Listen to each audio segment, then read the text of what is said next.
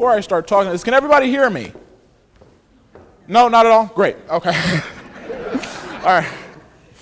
Well, good morning, everyone. And before I go any further, I'd like to begin with a quick math problem, if you all don't mind. Now think about this. If each sesame seed on every one of the famous McDonald's Big Mac burgers sold in the past 25 years was worth $1, would the grand total of that wager be enough to pay off the national debt that America is in today? Well, sadly, the answer to that question is no. For when you multiply the just over 14 billion Big Mac burgers sold in the past 25 years by the just about 178 sesame seeds found on each, the total of that comes out to about $2.49 trillion in sesame seeds.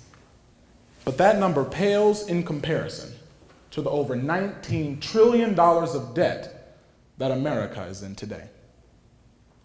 Today I'll be using the Rotary four-way test to speak on the topic of the low points of the American economic system and the effects that it has on the citizens of this country. In respect to the Rotary four-way test, we must touch upon four topics. If it's the truth, if it's fair to all concerned, if it builds goodwill and betters friendships, and if it's beneficial to all that are concerned. When it comes to the truth, as far as the FY17 federal budget is concerned, America is truly $19.3 trillion in debt, a 14-digit figure that most American people could never even imagine obtaining, let alone having to aid in paying off. Also, upon pondering if it's the truth, we can't ignore the fact of the matter that there are over 7.8 million American citizens who are crippled by the burden of unemployment in a country, a nation, where working opportunities should not only be present, but should be vividly available to its citizens.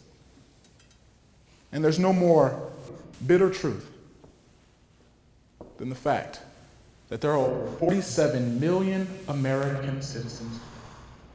47 million American people in poverty. Now that, my friends, is the truth.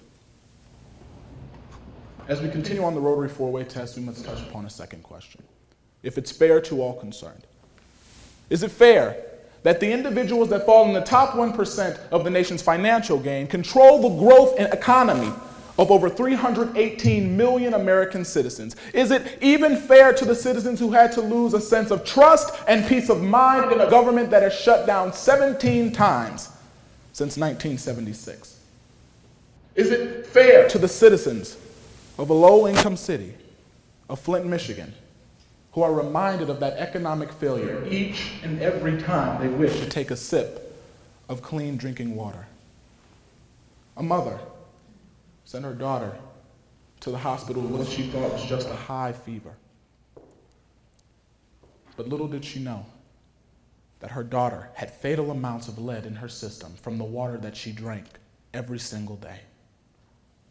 That young girl never made it home with her mother, never saw her family again because she died.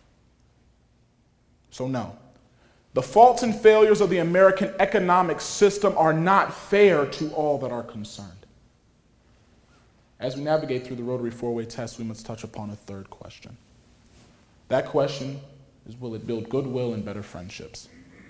In a nation where the economy continues to fail and grow, so does the separation between economic classes, ripping apart any chance or opportunity for a bettering of friendships to truly be made.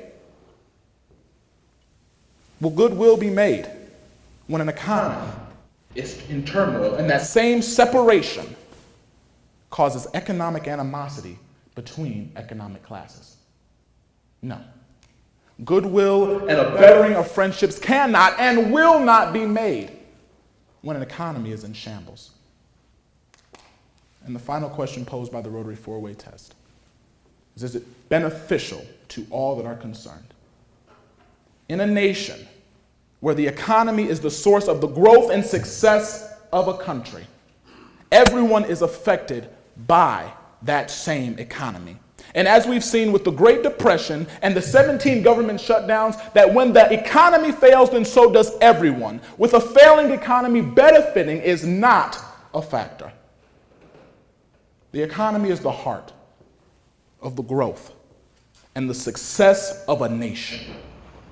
And if the American economy continues to fail, continues to go down slope, then we will lose our growth. We will lose our success, and America will lose the heart of the American dream. Thank you.